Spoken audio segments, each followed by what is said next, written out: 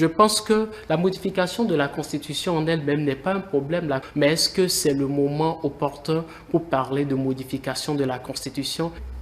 Il y a la question que moi je trouve pas du tout opportun.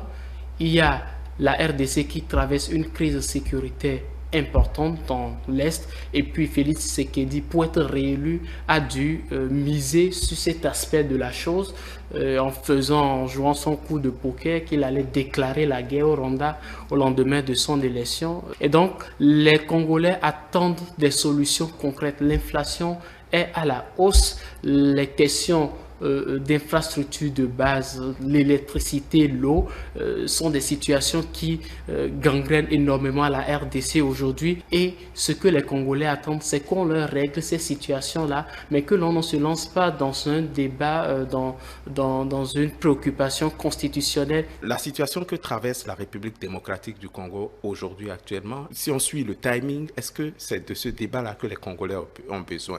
Alors que dans l'Est, il y a le M23 qui ne cesse d'avancer, qui ne cesse de conquérir des villes. Et puis, bon, apparemment, le président n'est pas trop préoccupé par cette situation. Ce qu'il veut, c'est comment faire pour se maintenir au pouvoir. C'est triste.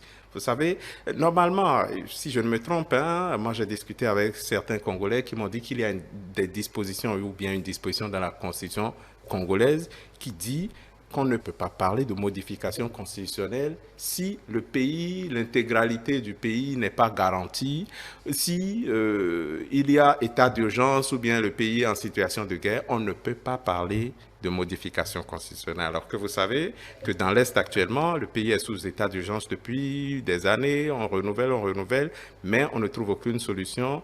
La guerre se poursuit. Et puis, bon, lui, il ne pense pas trop à ça. C'est comment faire pour se maintenir au pouvoir. Je trouve que c'est triste. Et les hommes politiques doivent penser un peu au peuple que de passer tout le temps à se battre pour se maintenir au pouvoir.